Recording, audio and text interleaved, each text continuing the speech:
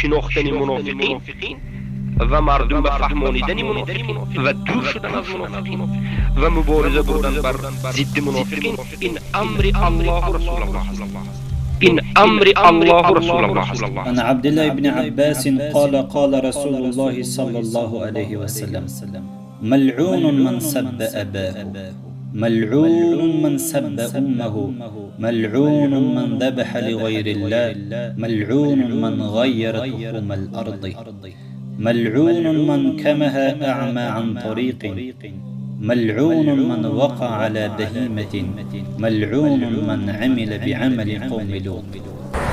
Учата мегом тут, я чантата хона у дато на медону. Нигор ки я фиркаре то мекни тут, то тамошо ку. Я кая там меджошишо хубай, беҳтарин ҳами доишора ку. Доишора ҳамаша бас пори хубай. Ман шуморо аввал рак мемонум, мегом ва меспорум, фаҳмидӣ? Ҳар ятата мегом, қадар хатиданат мегом ва мегом. Ге баре бо хӯешона. Даруни амуз сабачка бод нагояндона, сиёнкатона кунам дар ютуб на партон намемону. Шуморо смерть через макакука кадан накора. Ё бия. Ман ҳам худтона мегом, ҳам очатона мегом, ҳам отатона мегом, ҳам зан кудактона мегом. Марди любой тадинам кадоме Дамаско асти марда ки биё рӯбарӯ гап зан. Бача марди биё рӯбарӯ гап зан. Бедини беимоне ай қафо ханҷар медане уммати ҳазрати Усмон разияллоҳу анҳу шумо киште ҳазрат Али имрӯз тоҷик ҳам шумо нобуд кардестед.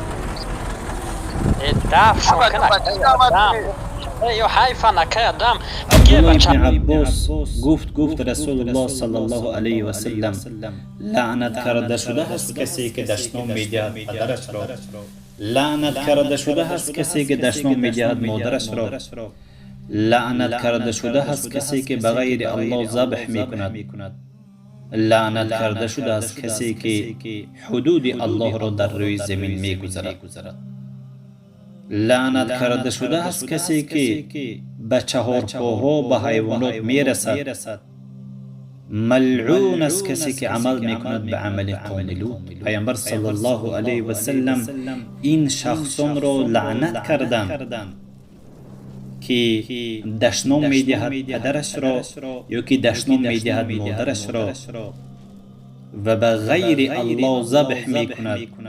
پیامبر صلی الله علیه و سلم گفتند که ملعون است، اینها ملعون است، ملعون است.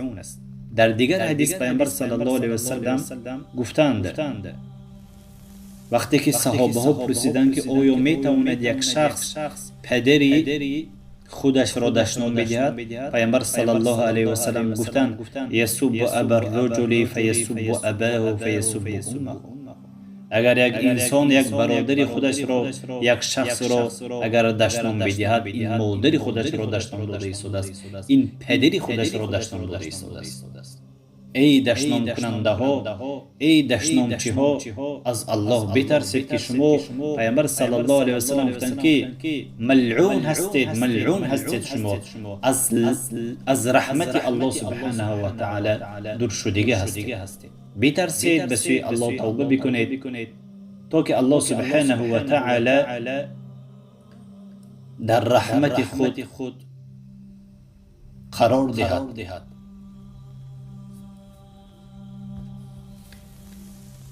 بين النبي صلى الله عليه وسلم أصنافا من الناس تصيبهم لعنة الله بقبح أفعالهم وحذر أمته من الوقوع في هذه القبائح.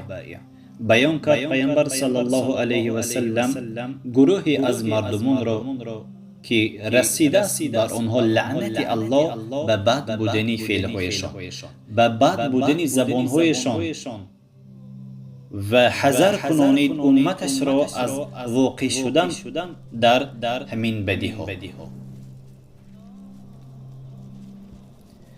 وفي هذا الحديث يقول النبي صلى الله عليه وسلم ملعون من سب أباه، ملعون من سب أمه،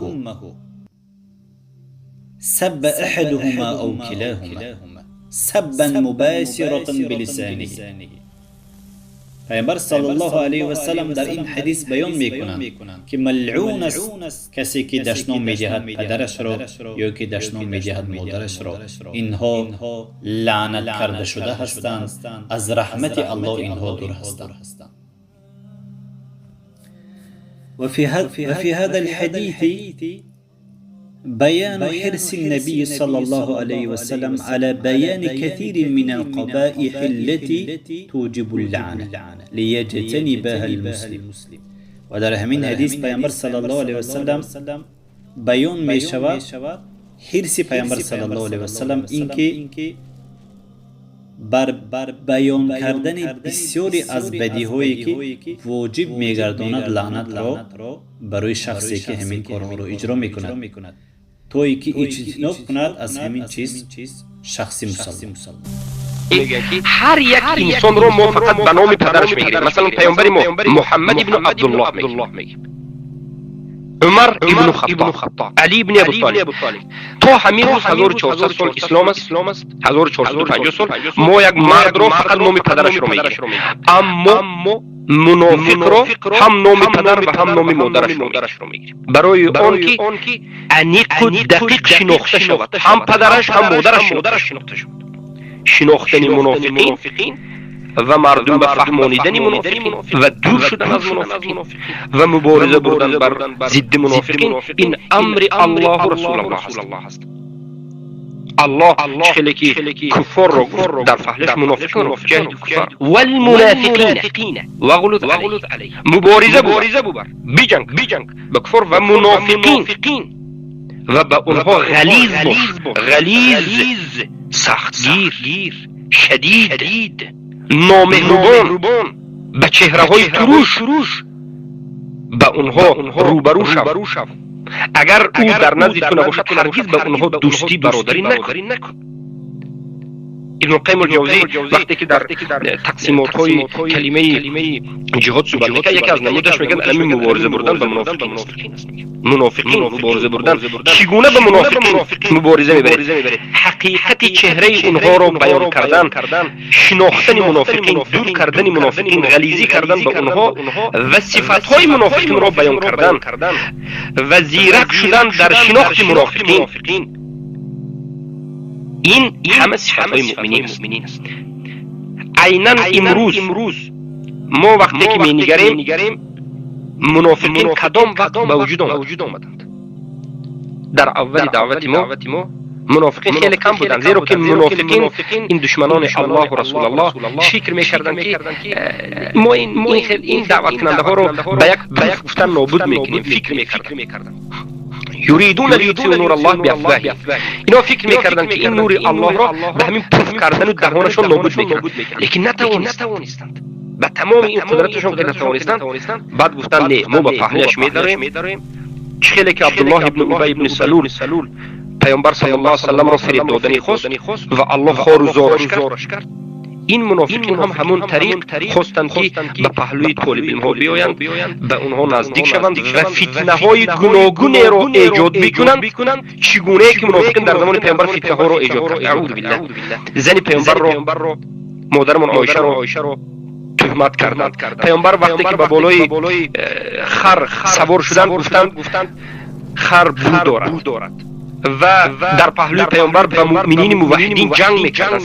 یکی از صفت‌های مشهورترین منافقین همین است که همیشه تلاش در بین موحدین دارد، در مسائل ناچیز مسائل، نامعلوم مسائل اختلاف در بین موحدین دارد. مسخره و شوخی دارد. طریقه دعوت رو میخوان که غلط و درست و تفریق انداز یا اینو آن بگوید. عیناً صفت‌هایی که عبدالله ابن ابی و همون منافقینی که در زمان پیامبر بود داشت. امروز هم عیناً همون صفت‌ها را منافقین امروز دارد. به همون طریق عبدالله ابن ابی اول داخل میشود به نزد تو، دوستی نزدیک تو میشود، در پهلویت میشود، دست راست تو میشود و بعد از این مکان تو رو، حالت تو رو، دوستای تو رو، اول خودت رو نه، ای طالب علم زنده باش، اول تو رو نه، اول دوستایت رو که در گرد اطرافت هستن نابود میکنی. با واسطه تو شناس به همه شناس و بالاخره وقتی که همه رو نابود کرد تو رو هم نابود میکنی.